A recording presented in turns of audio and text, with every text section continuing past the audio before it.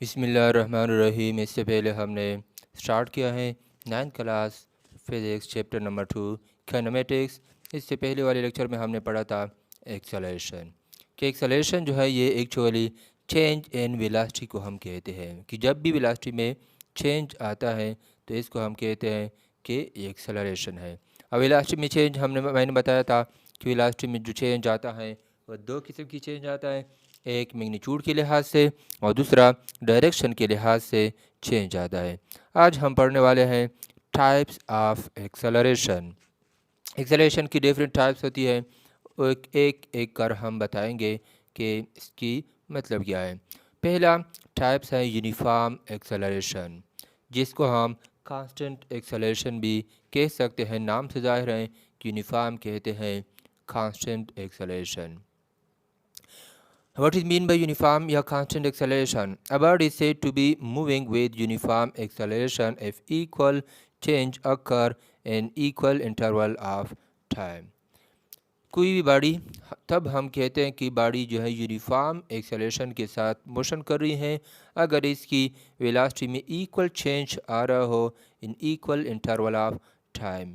यानी एक जैसे टाइम में वेलोसिटी में जो चेंज आता है वो वेलोसिटी में चेंज भी एक जैसा आ रहा हो, तब हम कहते हैं कि इसकी एक्सेलरेशन जो है वो यूनिफॉर्म या वेलोसिटी या एक्सेलरेशन जो है वो कांस्टेंट एक्सेलरेशन है। फॉर एग्जांपल पहले सेकंड में वेलोसिटी में चेंज आ गया 5 मीटर पर सेकंड, फिर दूसरे सेकंड में सेम इंटरवल ऑफ टाइम यानी दूसरे सेकंड में भी वही 5 मीटर पर सेकंड की चेंज आ गया, फिर थर्ड सेकंड में फिर 5 मीटर पर सेकंड की चेंज आ गया।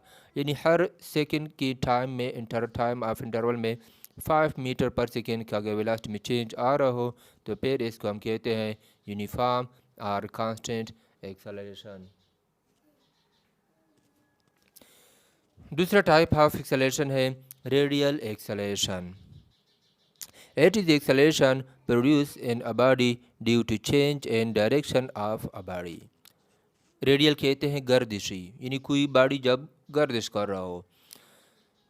रेडियल एक्सेलरेशन वो एक्सेलरेशन है जो किसी भी बॉडी में चेंज पैदा हो रही हो, कब? जब change in direction of a body हो। यानी किसी भी बॉडी की मैग्नीट्यूड अगरचे कांस्टेंट हो लेकिन अगर इसकी डायरेक्शन चेंज हो रहा हो, इससे पहले मैंने बता दिया कि एक्सेलरेशन डायरेक्शन और मैग्नीट्यूड दोनों की चेंज होने से पैदा होती है। अब अगर किसी बॉडी की मैग्नीट्यूड तो कांस्टेंट है लेकिन इसकी डायरेक्शन हर पॉइंट पर चेंज हो रहा है तो फिर इसको हम कहते हैं रेडियल एक्सेलरेशन। फॉर एग्जांपल एक कार जो है वो एक सर्कल में मोशन कर रहा है या टर्न कर रहा है, तो टर्न के दौरान या सर्कल के दौरान हर पॉइंट पर इसकी डायरेक्शन चेंज हो रहा है, तो इस दौरान इसकी जो एक्सेलरेशन प्रोड्यूस होगी इस एक्सेलरेशन को कहा जाता है radial acceleration. Third type of acceleration है लीनियर एक्सेलरेशन। इन सेकेंड टाइप में हमने पढ़ा रेडियल एक्सेलरेशन, अगर किसी बॉडी की वेलोसिटी की डायरेक्शन चेंज हो रहा हो तब हम कहते हैं रेडियल एक्सेलरेशन। अब अगर किसी बॉडी की वेलोसिटी की मैग्नीट्यूड चेंज हो रहा हो तो अब हम क्या कहते हैं, इसको फिर कहा जाता है linear acceleration. The acceleration produce in a body due to change in magnitude of a body. किसी भी बॉडी की वेलोसिटी में जो वेलोसिटी की मैग्नीट्यूड में जो चेंज आ रहा है तब इसको फिर हम कहते हैं लीनियर एक्सेलरेशन। और फोर्थ टाइप है positive acceleration. The acceleration is said to be positive if magnitude of a velocity increase with the passage of time. Acceleration को इस वक्त हम पॉजिटिव एक्सेलरेशन कह सकते हैं अगर किसी वेलोसिटी की मैग्नीट्यूड में इंक्रीज आ रहा हो, यानी वेलोसिटी जो है वो बढ़ रही हो with the passage of time, तब इसको हम कहते हैं पॉजिटिव एक्सेलरेशन। अगर आप लोगों को याद हो एक्सेलरेशन में भी मैंने बताया था कि आम जिंदगी में हम जो एक्सेलरेशन या एक्सेलरेट का वर्ड यूज़ कर रहे हैं इसका मतलब होता है कि स्पीड अप। यहाँ पर एक्सेलरेशन का मतलब सिर्फ स्पीड अप का नहीं है। साइंस के लिहाज से, फिजिक्स के लिहाज से एक्सेलरेशन हम सिर्फ स्पीड अप को नहीं कहते हैं, यानी दोनों लिहाज से। अगर वेलोसिटी कम हो रहा हो, स्पीड कम हो रहा हो, या अगर वेलोसिटी ज़्यादा हो रहा हो, दोनों सूरतों में हमें एक्सेलरेशन ही प्रोड्यूस होगी। लेकिन जब वेलोसिटी इंक्रीज हो रहा हो तो फिर इसको हम कहते हैं पॉजिटिव एक्सेलरेशन। यानी फॉर एग्जांपल पहले इनिशियल वेलोसिटी जो है वो 5 मीटर पर सेकंड है, कुछ टाइम बाद इसकी वेलोसिटी जो है वो 10 मीटर पर सेकंड तक बढ़ गई।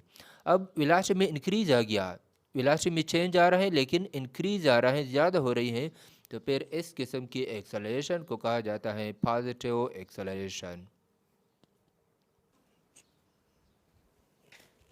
फिफ्थ टाइप ऑफ एक्सेलरेशन है एवरेज एक्सेलरेशन।